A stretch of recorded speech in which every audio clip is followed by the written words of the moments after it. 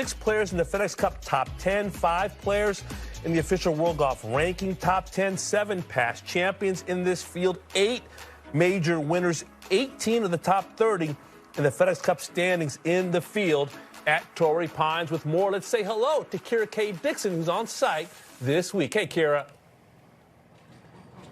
Hey, Damon. Well, as you guys know, there are 17 designated events this year for the PGA Tour, which is a change on the PGA Tour's schedule. Those 17 events, of course, include the majors, and they're designed to make sure that the best players in the world are playing against each other more often. So that might mean some of the events that don't have that designated status won't receive the fields that they're used to. Torrey Pines is one of those venues that does not have designated status. But as you just showed in all of those graphics, this is an incredibly strong field, so I spoke to several of those notable names to find out why Torrey Pines is such a stalwart on the elite player schedule.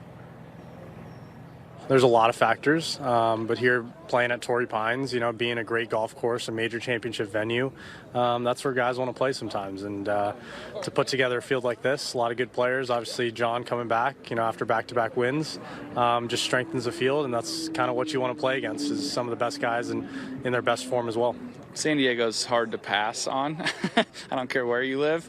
But yeah, I think great golf courses. I still think there's some, honestly, Tiger effect. This was always where the tour felt like it started, because he would start his season here. So I feel like this is just a heightened feel for whatever reason. But, obviously the South Course hosts the U.S. Open here and there. So I just think a lot of people are attracted to the difficulty of it and kind of the esteem that it has in the golf world.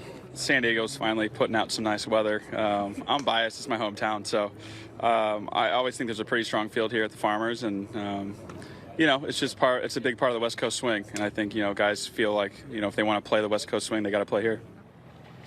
And as you guys were talking about, with Jon Rahm being in the field, arguably the most notable name, the world number 3 is actually out on the golf course right now playing with Gareth Bale, which would be interesting for any of our golf and soccer crossover fans. John always calls Torrey Pines and Farmers one of his most favorite events on his schedule. First of all, he loves the food in San Diego. You might be seeing him around town at Ken's Sushi Workshop, at Bird Rock Coffee, at Mendocino Farms. He likes to stop there for a sandwich, but it's also a very emotional place for him. This is where he won his U.S. Open, his first win on the PGA Tour, where he got engaged to his wife, Kelly. And going back to 1958, when this event came to Torrey Pines, he is the owner of the second lowest scoring average at the Farmers Insurance Open, second behind only Tiger Woods, guys. Love it, and you can't beat the fish tacos in San Diego as well. Much more from Kira in just a little bit. Fantastic field, as she just noticed. Some notable tee times in the first round. Max Homa, Will Zalatoris, Collin Morikawa together at 12:30 p.m. Then you got